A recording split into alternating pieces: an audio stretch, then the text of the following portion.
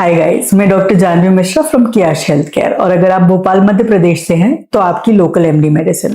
अगर आपको या आपके किसी जान पहचान वाले को हाइपरथायराइडिज्म की शिकायत है तो आपको यह वीडियो पूरी देखनी चाहिए।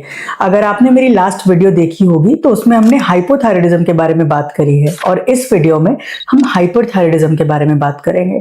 तो सबसे पहले हम चालू करेंगे बेसिक डेफिनेशन से। हाइपरथायराइडिज्म, हाइपर मतलब ज्यादा मात्रा और थायराइडिज्म मतलब थायराइड हार्मोन।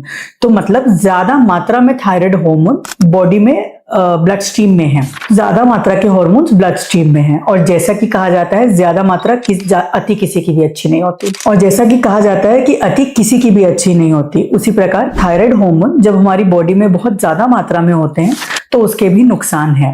बेसिकली अगर ये जाना जाए तो थायराइड हार्मोन हमारे बॉडी में metabolism, energy levels, temperature, brain function, इन सबको कंट्रोल करता है। और जब ज्यादा मात्रा में हार्मोन्स होते हैं तो ये हमारे फंक्शन को हाइपर बना देते हैं या बढ़ा देते हैं। तो अगर ये समझ रहे हैं हम कि एनर्जी लेवल्स बहुत ज्यादा हो जाती होंगी तो अच्छा ही है, पर अच्छा नहीं है, उसे रेस्टलेस बोलते हैं। एक जगह स्थित ना बैठ पाना, बार बार दिमाग चलना, हर चीज पे दिमाग चलना, कोई ना कोई अंग शरीर का लगातार हिलाते रहना। जैसे कि आपने ध्यान दिया होगा आपके आसपास के लोग या तो कई बार पैर हिला रहे होते हैं, हाथ हिला रहे होते हैं, या कोई एक ऐसी एक्शन कर रहे होते हैं जिसमें हमें ऐसा लगता है कि रेस्टलेस एनर्जी है ना। तो हाइपरथायराइडिज्म में ये काफी देखने को मिलता है। अब हम बात करेंगे ग्रेव्स डिजीज के बारे में और इसमें क्या होता है। इस बीमारी में हमारा इम्यून सिस्टम ही गलत निर्णय लेता है, जिसके कारण से वो एक ऐसी एंटीबॉडी को, जिसको बोलते हैं टीएसआई, को प्रोड्यूस करता है, जो कि हमारे थायराइड ग्लैंड को बोलता है कि इनफ हार्मोन नहीं है बॉडी में, तुम और प्रोड्यूस करो। तो इसमें कोई एंडिंग नहीं है और टीएसआई लगातार हमारे ग्लैंड को बोल रहा है कि तुम और हार्मोन प्रोड्यूस करो, जिसके कारण से T3 T4 की मात्रा हमारे शरीर में काफी ज्यादा बढ़ जाती है। और वहीं टीएसएच जो कि ब्रेन से प्रोड्यूस होता है वो नॉर्मल अमाउंट में प्रोड्यूस होता है।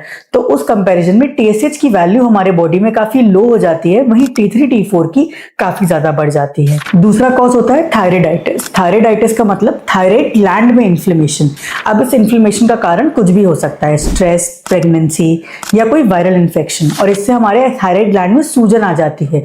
तो इस सूजन आने के कारण हमारा ग्लैंड ज्यादा हार्मोन प्रोड्यूस नहीं कर रहा होता है, पर जो ऑलरेडी प्रोड्यूस स्टोर्ड हार्मोन होता है हमारे ग्लैंड में वो ब्लड स्ट्रीम में चला जाता है, जिसके कारण से उसकी मात्रा बढ़ जाती है। ये टेम्परेरी होता है बिल्कुल, पर इसके जो सिम्टम्स होते हैं वो काफी ज्यादा सिवियर होते हैं और सही समय पे इलाज लेने पे इसकी रिकवरी भी बहुत ज्यादा हाई रहती है। सिंस इतना ज्यादा हार्मोन थायराइड प्रोड्यूस कर रहा होता है, जिसके कारण उसका साइज बढ़ जाता है और उसमें गले में सूजन आ जाती है, जिसको कहते हैं गोइटर।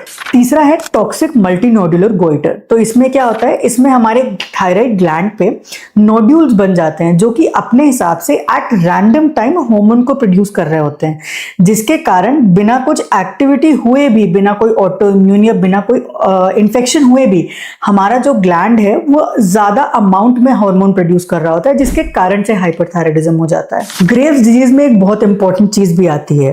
क्या है कि ग्रेव्स डिजीज एक ऑटो इम्यून डिसऑर्डर में आता है, तो वो हमारी आंखों को भी इफेक्ट कर सकता है, जिसके कारण हमारी आंखों में बार बार रिएक्शन होने के कारण उनमें रेडनेस आ जाती है, बार बार इन्फेक्शन हो जाता है, या वो आगे की तरफ भी आ सकती हैं, जिसको अपन बोलते हैं एक्सोफ्थैल्मस। तो हाइपरथायराइडिज्म के बारे में ये सारी इंफॉर्मेशन नहीं है, बिल्कुल हाइपरथायराइडिज्म के बारे में और भी इंफॉर्मेशन है, पर ये इतनी इंफॉर्मेशन आपको आग्रह करने के लिए इनफ है आपकी बीमारी के बारे में, उसके बारे में जानने के लिए। अगर इस वीडियो को देखने के बाद भी आपको कोई शक या डाउट है तो आप नीचे कमेंट्स में हमें बता सकते हैं और हम उस पर आपको जल्द से जल्द रिप्लाई करने का पूरा प्रयास करेंगे।